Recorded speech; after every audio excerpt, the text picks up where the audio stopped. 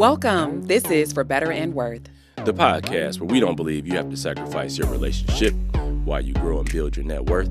We are your hosts. I'm Chris. And I'm Ericka Young, and we're so glad you're joining us today. All right, y'all, let's get into it. Hey, people, we're back at it. What's up, honey? How you doing today? I'm doing good. It's awesome. It's always exciting to come back and start talking about new topics and putting things out there. So there's so many topics we come up with, like from a week-to-week basis, that we're always writing stuff down and like, do you want to talk about this? Do you want to talk about that? But I think today's topic is something that every person out there at some point has experienced or may be experiencing right now. So I think it's very timely to talk about this. So, and I also think that, man, I'm surprised we haven't talked about it before now. Right. You're right. Because we, clearly we like to talk, right? Clearly we get enjoyment about having these conversations. But I think, I'm curious about how people view this, and I'm actually I got a few side questions maybe you don't know about on this topic too. Uh-oh. It's okay. Bring them on. But we're gonna get into it. We're talking about that paycheck to paycheck living. Dun dun dun. Which I think when people hear that or they start to think about it, it's cringeworthy. Yeah. It's like, oh man, why are you bringing that up? I'm struggling just to make ends meet. And that's the sign of paycheck to paycheck. People may not call it paycheck to paycheck living, but it's, we're just trying to make ends meet. We're trying to figure out how to get everything done that needs to occur. But, why don't you just start out, like, throw some stats out there, maybe. Yeah. Believe it or not, 70% of Americans live paycheck to paycheck. And that is independent of income. People think that the more money you make, the further away from paycheck to paycheck living you ought to be. And the challenge with that thought process is that no, believe it or not, the higher income that you have, there is a higher likelihood that you would live paycheck to paycheck because you end up spending more dollars, right? You feel like you've got more freedom. Yeah, you feel like it. Or you think. In reality, do you? I mean, we tend to overextend ourselves, and if you have a bunch of payments, it is difficult for you to set money aside or put some wiggle room into your money matters. And so that's the difference. And I think it's really easy to make it look like you have all the money. We make it easy on American soil to make it look like you got a bunch of money. And I never get impressed with people who appear to have all the trappings of a lot of money because they could really be over leveraged. I'm a little bit of a cynic in that way. I think it's crazy because we both operate like that now, just, doing what we do and, having been through experiences. Like, you could look, okay, you got a Benzo or Beamer or whatever. You insert whatever brand and you got the bags and the clothes, but you don't know what's going on behind closed doors. Yeah. And it's just crazy, man, when you hear 70%. Right. And that doesn't matter income range or income level. And people always have that thought or that mentality. Oh, well, once I make more money, everything's going to be all right. Yeah. Now, that can help you to be all right. But you can't take those same bad habits that you learned over the years from one income to the next income bracket. Exactly. Because it'll set you up. So, and if you have more money, you'll just do more of what you've always been doing, right? A lot of times people will make more money, get a raise of some sort, get a new job, whatever it is, and go get another car or go get a bigger house. Yeah. We find a way to spend the money. It's easy to spend money. It really is. It's harder to save it. Look, what they say, money doesn't change you. It just amplifies more of who you are. Yes. And so if you're somebody who has, bad or questionable management skills and decisions with a little bit of money, when you get a lot of bit of money, you're just going to manage that poorly as well, because then you're like, oh, I got this money, then I can get, this or that. And people get so caught up in the stuff and the things. And look, look, people, don't get me wrong. I like stuff. I like things. We all do. But you can't let those things and the stuff control you. And let's be clear. Sometimes it's not the stuff. Sometimes it's life circumstances in that moment. So let's back up. When I was growing up, it wasn't stuff that caught us up. My mother worked really hard as a single parent to have us live in the suburbs where she said they were better, public schools and that kind of thing, more access to that. And so she was looking for something different. And that living in that area was a bit more expensive. And so she paid, for many, many years to live in the suburbs while we were growing up. And that was a sacrifice on her part. And so the truth of the matter is I didn't have Nike when it came out. I had, what was it, baby? I know you know the knockoff I'm Nike. I'm not going to say it. You say it. I had some Pro Wings. I thought I was cute. Bright white. And what did you call them? You didn't know me at the time, but I know you have a term for those Pro Wings. They were called slip me, no grip me. Yes, Lord. But you had no traction in them jokers, okay? You wore them in gym class. You weren't going anywhere. Literally, you are correct. Running in place. Okay. Or falling down. And I didn't know, when I didn't know that I wasn't in style, I also did not know, or I also didn't care as much as I think other kids did. But where my mother spent money was in our location. Yeah, your right? housing. Your housing. Yeah. Cost. And I remember the first time I got a pair of Guess jeans. It was a huge deal as a teenager for me. I remember when I got my first Coach bag and I was like, oh my gosh, I done made it. You know what I mean? It was for Christmas. I got these things and it wasn't a routine thing. It wasn't something that I saved my money for when I eventually got a job. But,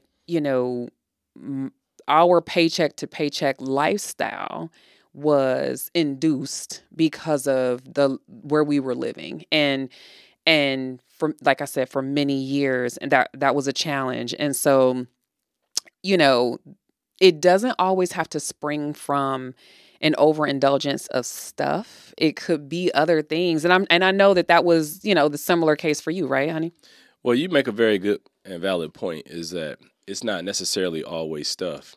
I think you fast forward now and we look at people, we see, I think it's a lot of wanting things that people are pursuing that can put them in deficits. Mm-hmm. But you're right, growing up, we didn't have an overindulgence of things because my mom made sure we had the basics, food, clothing, shelter, transportation, and we didn't even have a car. So she had that bus pass, though. Yeah, the transportation was, I had bus tickets or I had bus fare or whatever it was. It wasn't until I turned 16 and, had been working and I got my own piece of car. Mm-hmm. I can't even call it a whole car. Why was it a piece of car, babe? Man. You can't get nowhere on a piece of car. What was it? It had 4 doors and 4 wheels and an engine, so it was a car, but the driver's side door didn't open and I had a bad carburetor. I used to be driving with 2 feet so it wouldn't turn off at stoplights.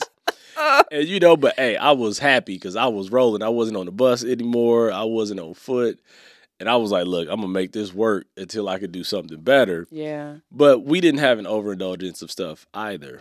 And I think if we fast forward, when we first got married, I would say we experienced some paycheck to paycheck living as well. And here it was, we were 2 college grads, 2 professionals. You were an engineer and I was in sales and we had, salaries, but we came into that relationship with I think it was 10 credit cards or 2 car notes. We had student loans.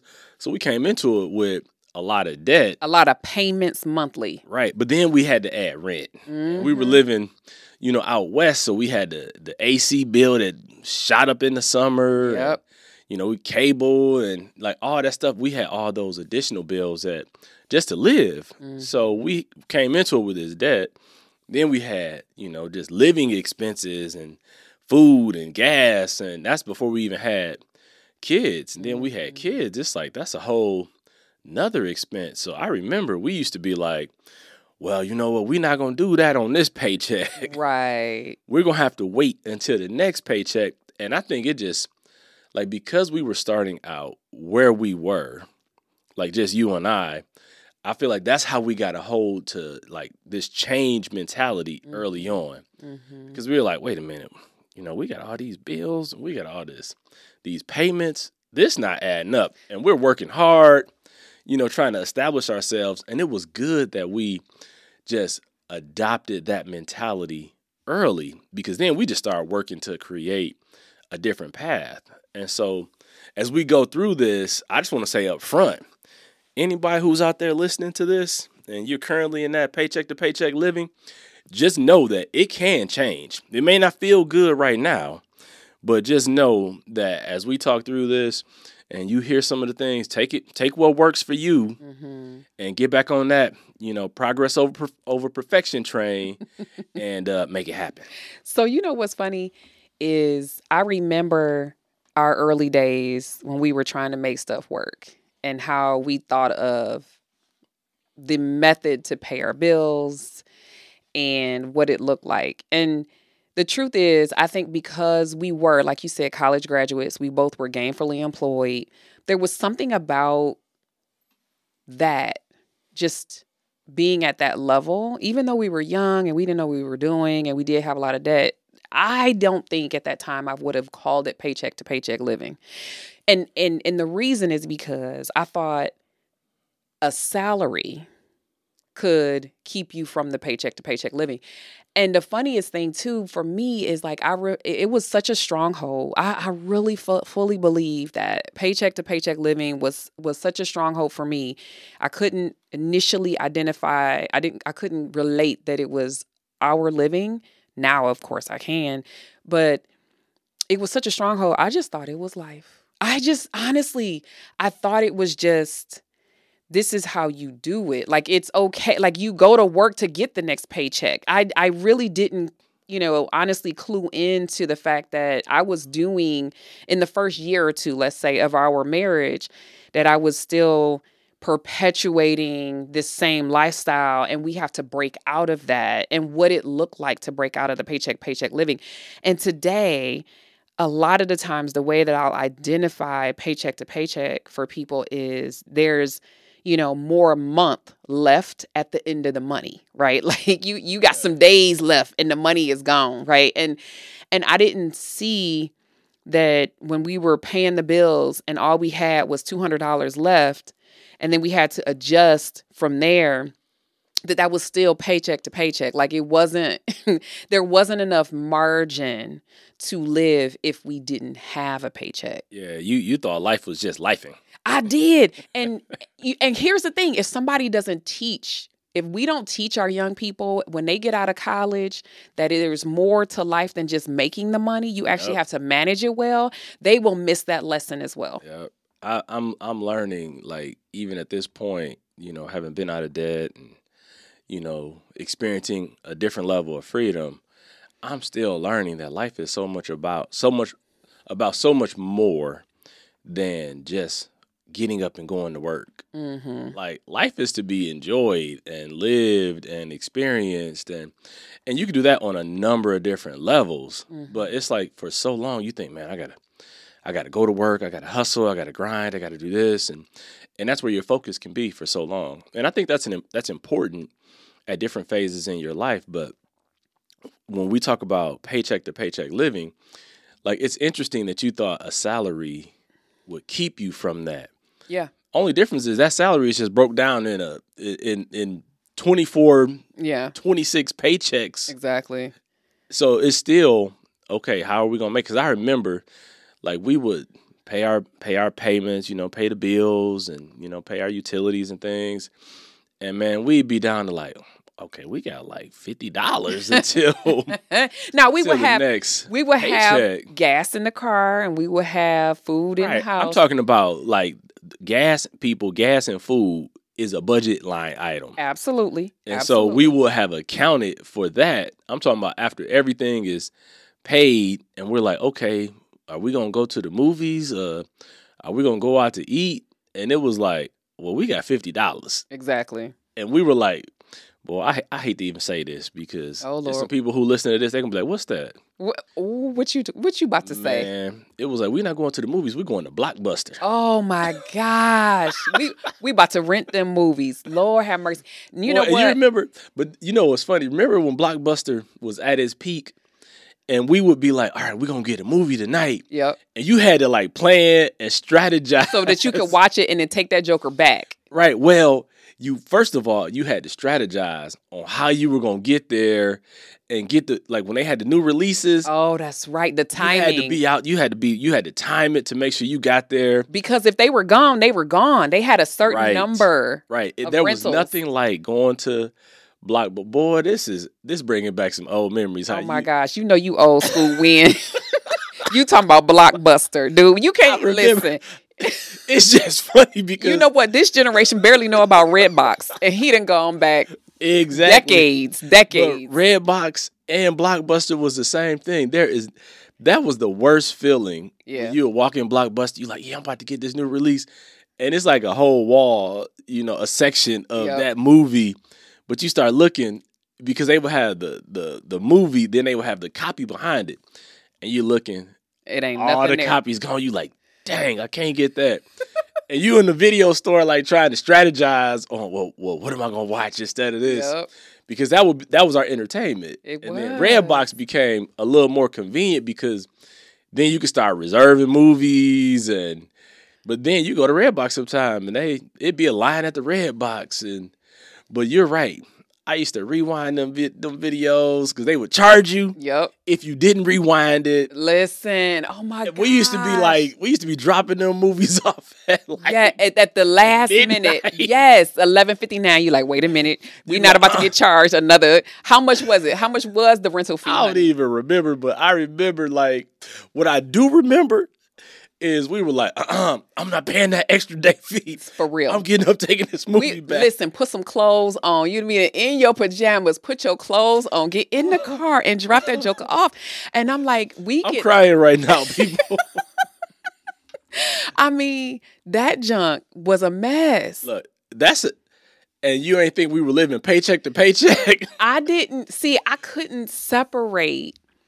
I didn't realize what it meant or I couldn't envision what it would look like for life to be different. And I would not have termed it like that. So, that's. I only say that because I was like, one, I'm not paying that rewind fee.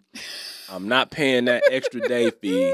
I'm like, I'm taking this movie back. Yeah. And sometimes, when you would rent more than one and you didn't get to the other one or something, you'd be mad, but you would take it back because you're like, you're not going to charge me again. You know what I mean? So, oh boy, these kids we about to sound like some old people. These kids nowadays, they don't know how good they got it. They don't know nothing about that. Video on demand. They're like, download. What is Blockbuster, Mom? Watch now. Right. Like, let me just turn the TV on and have at my fingertips hundreds of movies to watch. But it's just funny. It's funny to think back. Yeah. They'll be thinking back, when it's a whole different delivery medium in the future. True. And they be talking about, we used to download or we would, watch stuff. And they be streaming. Like, streaming? What's that? I think it and it just shows up. Exactly, right? So you know what?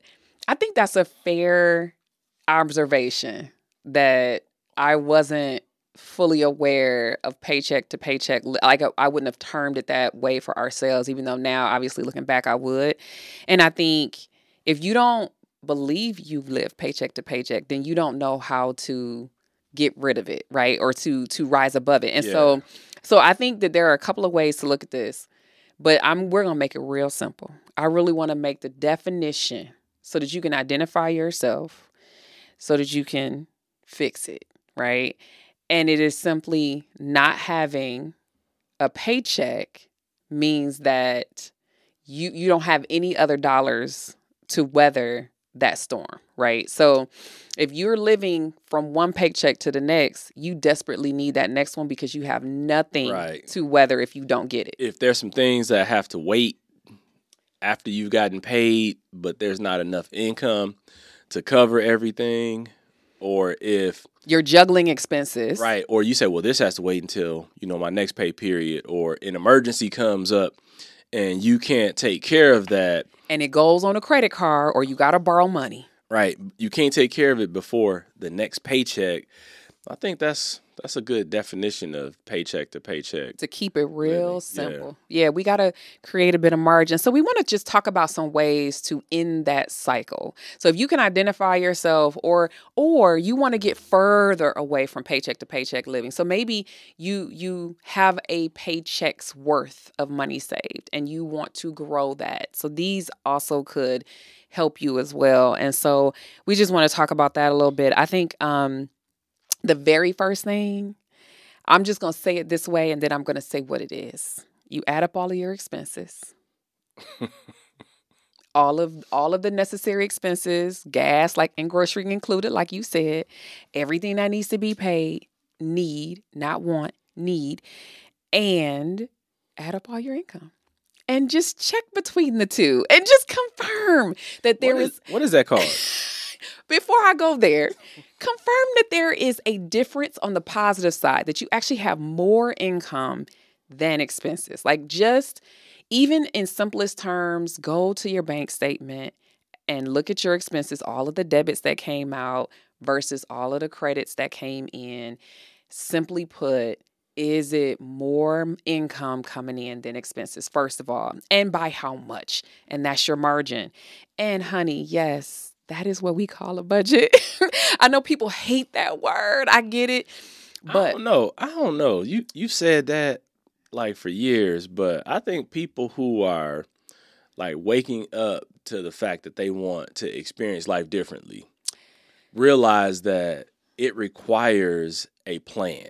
Yes. Even if you don't call it a budget, you said, my spending plan or whatever it is, it's a plan because you have to be intentional about what you're going to do to get some intentional results. I will tell you that I survey people, and just recently I did a survey for a company, and more than half, almost 60% of them did not live with a budget. And so I'm not going to assume that they hate the word, but there's a reason people don't have a budget. Yeah. They don't have a spending plan. They don't have a budget. Whatever you want to call it, it equals the same thing. And 60% of people, according to your survey, don't have it. And that is not the only survey. That's just the most recent one that I have done. But a lot of the times people don't. And so you want to make sure that margin between your income and expenses gets bigger. You want more space between you and calamity. And that will help you to either save money or pay off your debts. You can build more margin.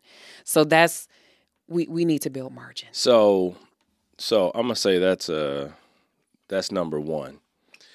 And it's good that I say it's good that we work together. We're a good team because, you talk about the technical, the tactics part of it a lot. Because that's the engineer in me, honey. Right. And I talk about the inspiration part of it. I think you need both. You do. Because I want to inspire people to take the next step. Mm-hmm. And that is just get started. Mm-hmm. Because you have to make a decision to do something. And people have heard me talk about, decision making. And so my next step, when you get started and you make that decision, you have to build a small cushion, and it doesn't matter where you're at. It doesn't matter how much money you make or how much money you have to start building a cushion. And you can sell some stuff. You can, decide not to do something just to start with some seed money. But I really think that is one of the early steps. Like, you may say, well, I don't have enough. Okay, well, start with like $10. Yeah. So you're starting to build a cushion. And you may be in paycheck to paycheck living for a while, for a season. But every time, say, okay, I'm going to save $10, $20, whatever it is that you can do. Then next paycheck, I'm going to save another 20, another 10, whatever it is. Then next paycheck. And you keep doing that. And don't go and touch it. That's the big key. Listen. Don't touch it. Mm-hmm. Like, leave it. Mm-hmm. I think that's the hardest part. We are not, taught to live without portions of our income. We're working through this with one of our daughters. She said to me, she will come to me and say, hey, let's talk about my budget, blah, blah, blah. I love that she does that. That's awesome.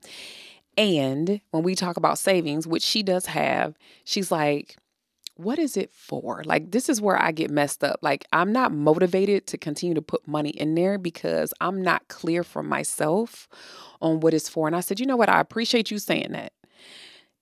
It is hard to conceptualize saving for the future or saving for emergencies or saving for a big purchase that's not yet in your purview, like a vehicle or a house or what have you.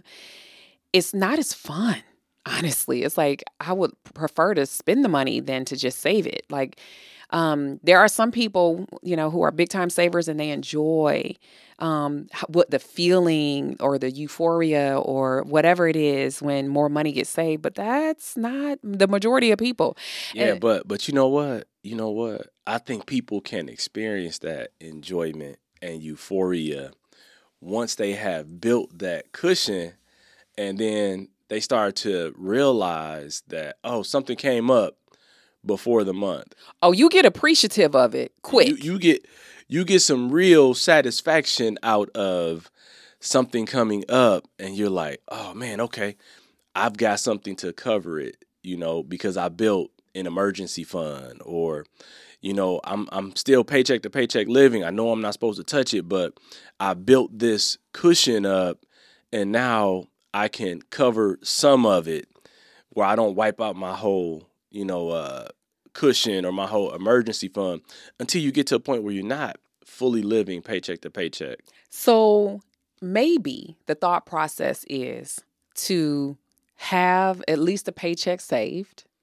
And then at some point you'll be able to get to having a month saved. And then you're out of that paycheck to paycheck because it's month to month, right? Yep. And then when you have a fully funded emergency fund of 3 to 6 months expenses, now we're like, okay, life can hit you with a bunch of different kinds of emergencies, and then you're ready and you can say, you know what, if I didn't get this paycheck or someone lost their job or we had, some type of car issue or accident or whatever it is, and you can weather the storm without it becoming a financial challenge, go from level to level. Don't think that it's one, that it's going to happen overnight, but two, saving money on a routine basis, no matter where you start, is the key to getting to the place where you're not paycheck to paycheck. Look, I'm going to speak to my fellas out there, because when you're in relationships and you can help begin to fill that gap, that creates security in your spouse or your significant other. They start to feel more secure in the situation as far as the relationship can go. So I think it can help the relationship, and that becomes relationship goals. Let's be secure in our finances, and that'll mitigate arguments or things of that nature. But people may say, how do I even get started? That's why we said, look, I said get started, start building that cushion, and maybe you start selling some stuff because you need to just look around your house, your apartment, wherever it is your van, your whatever, however you live in. Look around and see what you can sell. Yeah. And sell some stuff to get you some seed money to start that cushion that you're going to be building in. And then to me, the next thing is look at ways to reduce your expenses. Because if you can reduce your expenses while you're trying to fill that gap of, more month than money, then you can say, okay, well, I can reduce my expenses like that. That's going to reduce that gap or that deficit that you have as well. And one of those expenses in terms of a full category is debt. Like, let's get out of debt. So our debt totaled per month, let's talk about it, over $1,200 a month. So when we're talking about student loans, 2 car payments, and credit cards. I mean, you add up all those payments, that's part of what's keeping you. That's not talking about rent. Food, gas. But when you pay off the debt, now you have more margin, like we talked about. Absolutely. And then you can save that, but you can also use that for other purposes. So you're not, you have cushion in other areas. So I think that's important.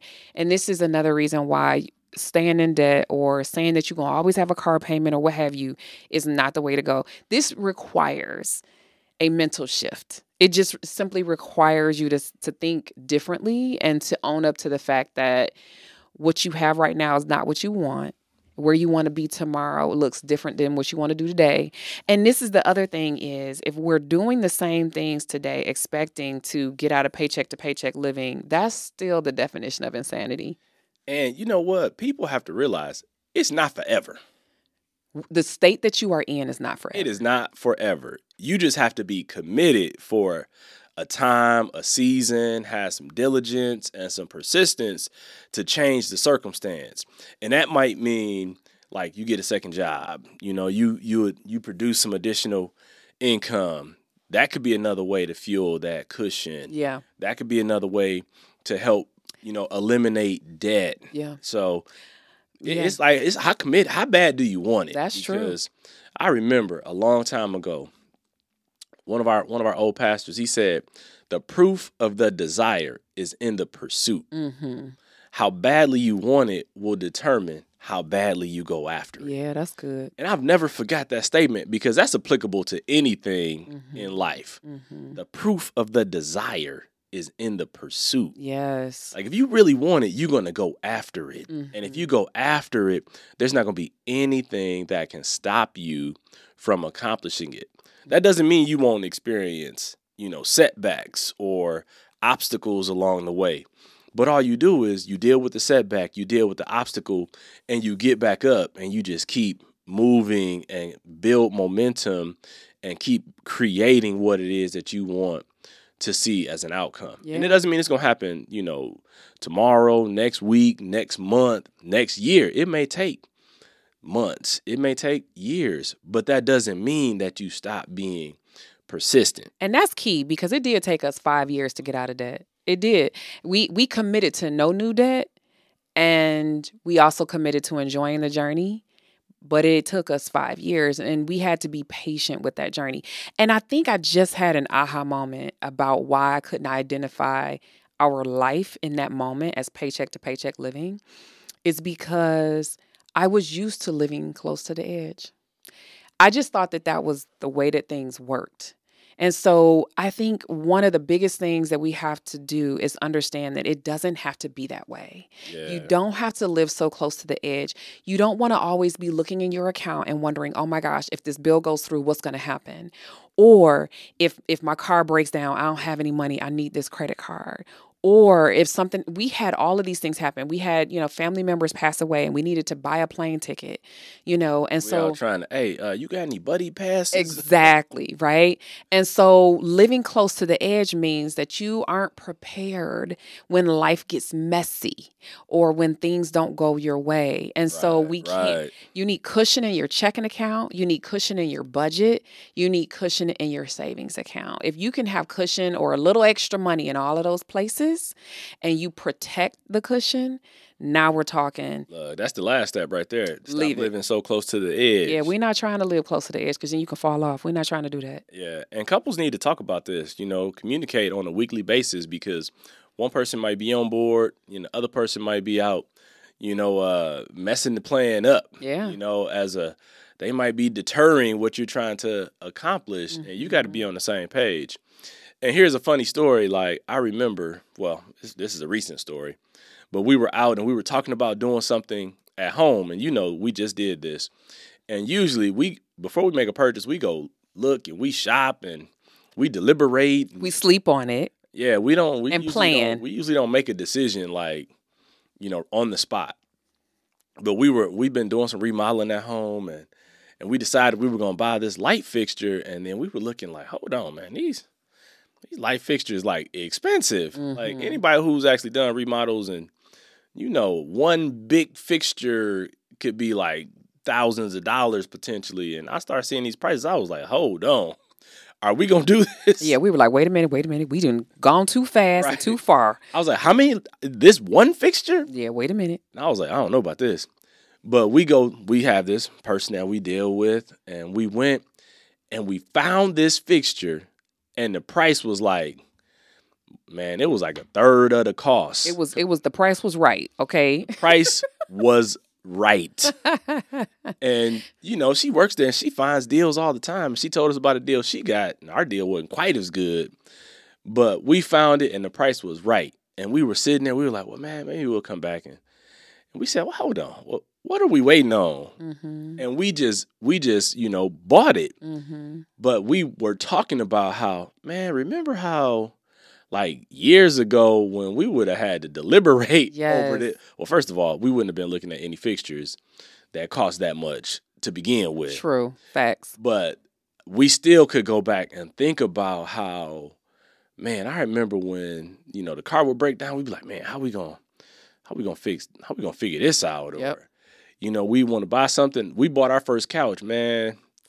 We were sitting on the floor. Yeah, we on were. some pillows for a long time. And even, at different phases when we had bought houses, we had rooms that were empty. Yeah, for years. Yeah, we were like, wait, we gonna fund this with cash. So this isn't in the budget right now. And even now, we will say, okay, we'll wait until we can pay cash for it. And so what we're telling you people is not stuff that we don't still do. We still approach it, and it may be at different levels, but it's like, look, we still use these principles. So I'm not telling you something that I'm not doing myself. Well, and I think the other thing is we all want things right now. And I think part of why we tend to stay in the paycheck to paycheck cycle is because we either want to dine out now, we want the thing now, we want the bigger house now, and we're not willing to wait. And I think, I know waiting isn't sexy. I know waiting isn't fun, but being patient with the process. I think it's important that we know none of this is going to happen overnight. But if you are patient with yourself and you're committed, like you said, committed to, having something different than what you currently have, then you will get there. Just be sure that you can. Yeah. You can get there. I think we were giving that advice to someone recently, and we were saying how you got to, trust the process. And you have to be patient because people don't give it time to work. Yeah, you got to let it marinate, like in a crock pot. Let it cook. You don't put a seed in the ground and it sprout right up. You got to water it. You got to give it sun. You got to give it time. Yeah. You give it those three things, seeds will always grow. Yeah, absolutely. That's so good. That's so good, husband. Look, I try to have some good stuff sometimes, once in a while. Well, let's talk about make it worth it. What would be the one thing that you would say that we need to leave the people with to make it worth it?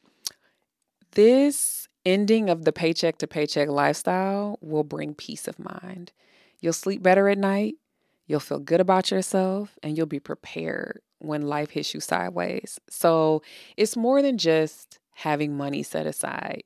It's really about the peace that money being set aside brings you. So that's what makes it worth it. Fellas, I told you when she feels safe and peace of mind, that's good times for everybody. Hey, I love it. I love it. Let's go. Well, I'm so glad that we don't have to go to Blockbuster tonight and take back any videos, but I'm really glad that we got a chance to talk about this subject. Do you have any other make it worth it?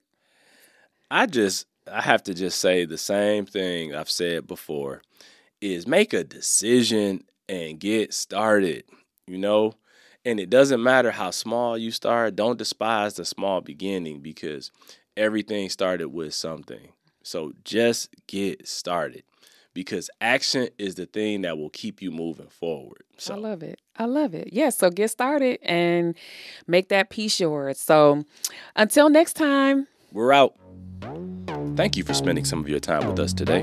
We appreciate all of your support. So be sure to subscribe, rate, and review us wherever you listen to this podcast. You can find us on Instagram at For Better and Worth. And sign up to receive our free guide, The 7 Reasons Your Money Relationship Isn't Working with Your Partner, on ForBetterandWorth.com. Until next time, we're out of here.